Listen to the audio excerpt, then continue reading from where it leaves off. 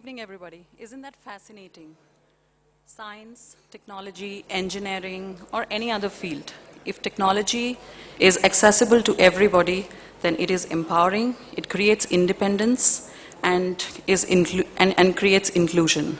So that's what I'm here to talk about today, that how we can make technology accessible to everybody, and it can reach each and every person.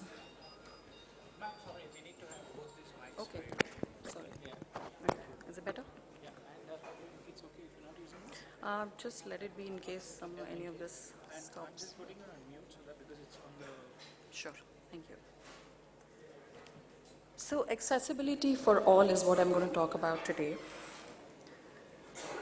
So we are living in a connected society. We've never been so connected before, whether it's at home, at work, or in education.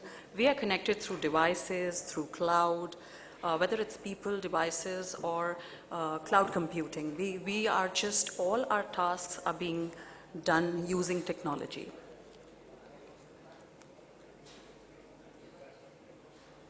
In the past, we had to adapt to the world. But in future, the world will adapt to us. That's what technology is making a difference. We have personal assistants today in form of Siri or Cortana, and you can just talk to them and make things work for you. So they are assistants which are available on your devices. So as we're talking about accessibility, let's understand what exactly accessibility means. And it can mean many different things to different people. Accessibility could be cloud, where people want to consume, create content on the cloud.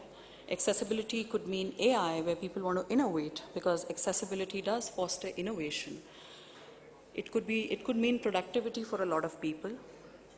Compliance, where people want to be compliant with the legislations around the globe. We do have Section 508 in the US. We have EN Global Standards for accessibility in technology. So compliance is another reason why people want to use accessibility. Inclusive design, and that's one of the design principles that Microsoft uses, which means that the accessibility is built into our products and services and not bolt on. So similarly, inclusive design is something which may matter to a lot of people. Inclusive education, making classrooms inclusive is another important thing. And culture. In any organization, inclusion, if it's in the fabric of the organization, that creates the culture. Accessibility is a human imperative. Over 1 billion people around the world are people with disabilities. And it is not just a permanent disability that we're talking about. Disability could be in any form. But there are only 1 in 10 people who have access to the right tools and technologies to really be a part of that mainstream. And as I said, disability could be caused to anybody. It can affect anyone. It could be a situational disability, and we all cannot run away from age. Aging population is the most important. Today, the technology that we are using, we want to be using till we are alive and till we are here. So that's what the accessible technology the inclusive technology can do. Again, accessibility is a business imperative, and this is a study that was done by Accenture in 2018, which said that the companies that embrace employment of persons with disabilities actually has 28% higher revenue, twice the net income, and 30% performance on economic profit margin. So you can see that it's not just about, we're just not saying that there are people who have disabilities and it's not a social cause, but it makes a lot of business sense. Accessibility is imperative for all organizations. Personalization, productivity, whether it's risk management, and as I said, innovation. Most important being the talent. Nobody wants to lose out on great talent that we have all around us. Millennials today are really focused on inclusion and diversity. Those are the values that they're coming up with. And we want to make the workplace a place where their belief systems, where their values reflect the workplace. So therefore, to not miss out on those millennials and those talent, another important reason why accessibility matters to the organizations. Quickly now on our journey, what at Microsoft we are doing. Empowering every person and every organization on the planet is a mission that we have, and there are no limits to what people can achieve when technology reflects the diversity of everyone who uses it.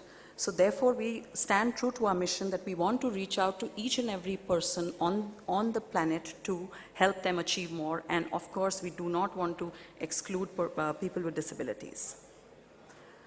So for this, we take a four-pronged approach here. We have 4 pillars that we focus on: culture, systems, products, and future. And I'll quickly talk about these. When we say culture, inclusive hiring and supported employment is what we are really focused on to make sure that we have right set of people in the organization and we have a diverse workforce.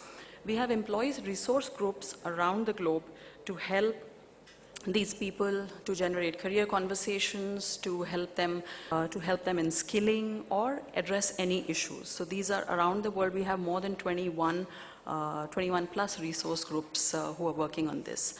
Inclusive design, as I said, is our design principle on which we focus on accessibility built in our products and services, and mandatory training. So even our standards of business conduct, which is the compliance and the basis of which we tell our employees that how we build trust with our customers, partners, and the industry. Inclusion is built in. Systemic inclusion in everything we do starts right up from the leadership. So the organizational structure reflects inclusion. We practice it both internally and advocate externally.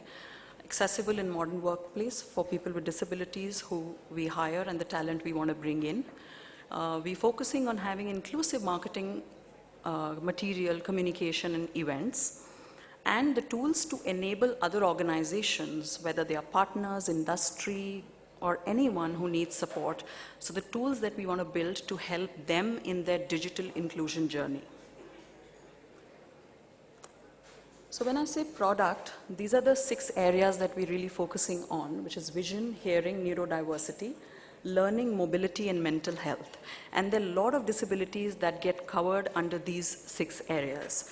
And I'll have my colleague come up in a minute after I finish my presentation, who will actually give you real-time demos for some of these technologies.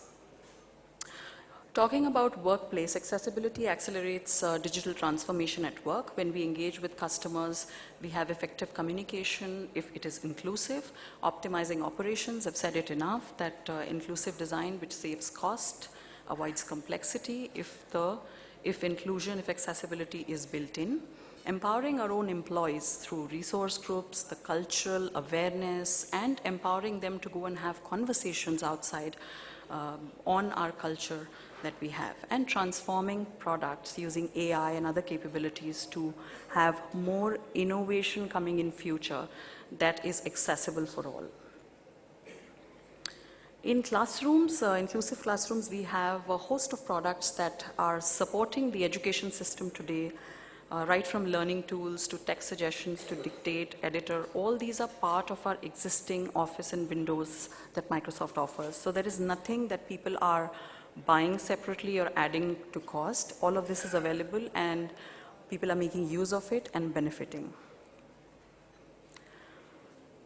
Xbox adaptive controller. As I said, we don't want to leave anybody out. So gaming is another place where we have tried to make it accessible, and we have first Xbox adaptive controller, which is accessible gaming tool for the gamers.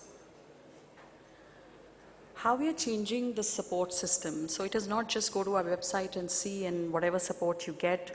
It is about really making a difference. We have 2 types of answer desks available 24/7, where we are allowing enterprises to come and talk to us, give us feedback or ask questions.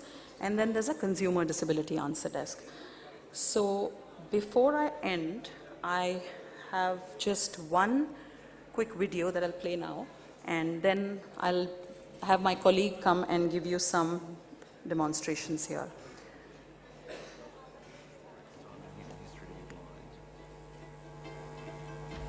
Education is all about communication. So you have to level the communication field, and then the learning occurs. Today, I'm going to show you how to set up eye control, an application in Windows that allows you to control a mouse, keyboard, and text-to-speech experience using only your eyes. It was great. Tell me all the different shops as I passed, which was lovely. And the different street names as well. Quite often I don't know which street's which. Approaching intersection. Battery goes right. It's an example of Microsoft taking a leap forward using some of our research and our ability to innovate. I found the trash can. Artificial intelligence is beginning to have an impact on the lives of people with disabilities, but it's only going to grow. There is still so much out there to be done. By having people with disabilities in the fabric of our company, we're going to be building better services, websites, anything that we do will work across the spectrum of being human. I feel like I get to have a pretty significant impact on Microsoft.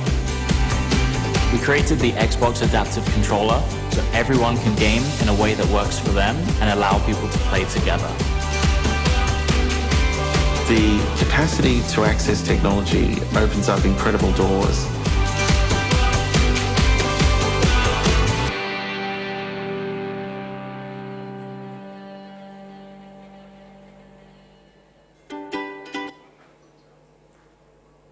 So yes, I'm sorry for rushing through because there's an amazing panel right after me, and then I know we are between the drinks and dinner, so I'll wrap it up here, and I'll invite Balindu to just come and show you some of these technologies that we talked about. Thank you.